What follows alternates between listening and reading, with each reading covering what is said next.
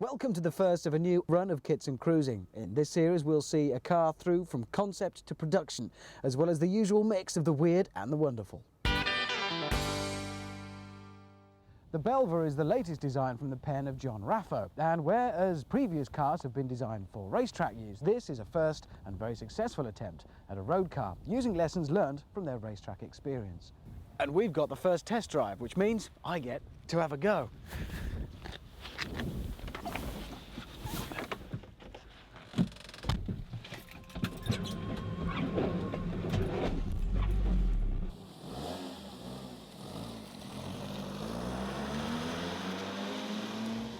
Whilst the exterior of the car might be all smooth flowing lines, the drive is a raw experience indeed. This feels like a proper sports car.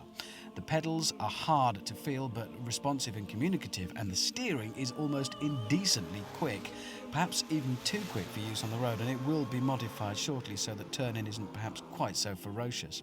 Other modifications from the car that I'm driving include the gearbox, which is going to be a slightly longer throw. At the moment it's very short and very quick indeed, but overall the feeling is of very much a planted car. I doubt the grip would run out before I ran out of nerve.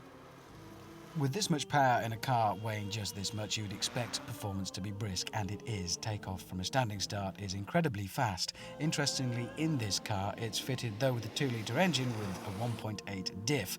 Effectively, that means the car is geared almost too low. It's very quick from takeoff, but perhaps runs out of breath. Having said that, it's estimated that 154 miles an hour is still possible, even before it's geared up, though I reckon probably 140 is more realistic.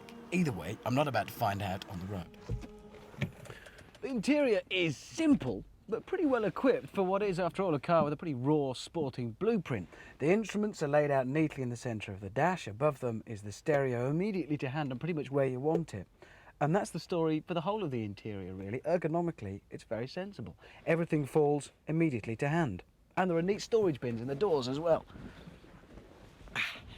Yes, you're thinking about the muck, I know. Well, I'm sure it'll clean off. These gull-wing doors are more than just a styling feature, although they do look great. They actually make it pretty easy to get in and out of, which is important because it could be quite cramped. Moving to the front of the car, this little spoiler here provides a handy little place for the driving lamps. Then we've got these massively flared and accentuated front arches that has the headlamps, tapering down into what is quite a sexy shape with a narrow little waist here and these nicely flared hips at the back.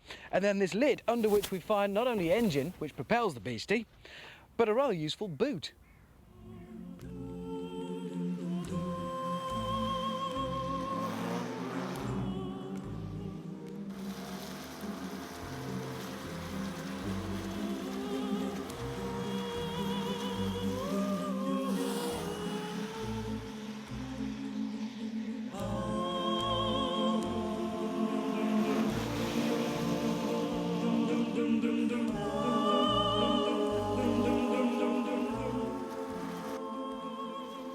So it's gorgeous, fast and cheap to run. It must be expensive then, right? Well, no. Fully built and with aircon fitted as standard, the Belva will set you back a very reasonable £21,000 plus VAT.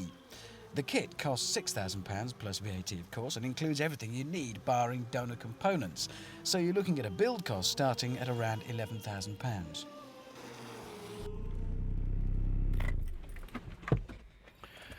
And of course, we reckon you'll get a lot more than your 11 grand back once you've completed it and it comes time to sell it on. All round, it adds up to make it a pretty indecently attractive proposal.